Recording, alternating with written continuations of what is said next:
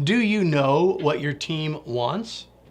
Hi, I'm Kevin Eikenberry, and I'm here to help you reach your potential as a leader and a human being. Welcome to Remarkable TV and the Remarkable Leadership Podcast. Make sure you hit the subscribe button so you don't miss any future episodes. Are you ready for today's episode? Well, let's get started.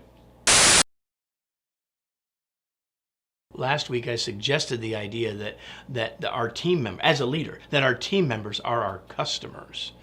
And so I want to extend that idea a little bit more. How do we know what our team wants? If we don't know, can we find that out? Typically, when we think about expectations as leaders, we think about the expectations that we have of our teams. And those job expectations are critical. That's not what I'm talking about today, because expectations run both directions. You want them to know what you expect. The question is, do you know what they expect? So, a few thoughts for you about this. Number one, absolutely think of them as your customer. Now, as a leader, you have a number of folks that are looking to you and that are looking for outputs from you, but your team is clearly one of your customers. Most any definition of the idea of customer would be someone that you deliver products and services to, which clearly is true for us as a leader. We're delivering things, providing services, if you will, to our team. They're one of our customers for sure. And so when you think about them as a customer, it becomes obvious that you should ask them what they want and need. How can you know what they want or need unless you ask them?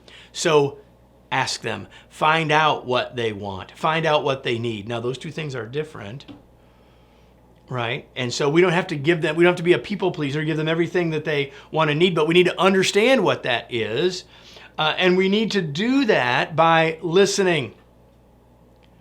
No judgment, no explanation. If they're telling us something and that's not what we're comfortable doing, we need to hear it first, just like from a customer. Like, what is it that you want or need? I'm going to listen. I'm going to take notes. I'm going to work to understand it. And then maybe there's a conversation around agreements, right? So now it's agree on expectations. Both the expectations of how we're going to interact and what the outcomes are. Like, what do they need from me and how do they want me to lead them? If I can get some agreement with my folks about this, everyone's going to win. And then lastly, create a feedback loop. Once you know, just like you would with a regular customer, right? Like, you find out what their expectations are, you work to deliver, and then you check to see how you're doing. You should do exactly the same with your team. Humility, intentionality, no judgment, understanding. If we start with that clarity, the chances of us being able to deliver as a leader what our team wants and needs goes way up. Organizationally, it's important that we think about expectations being a two-way street. Clear expectations are the hallmark of successful teams and organizations. As an organization, help your leaders build the skill and willingness to set and understand expectations in both directions. Let me close with today's remarkable reminder.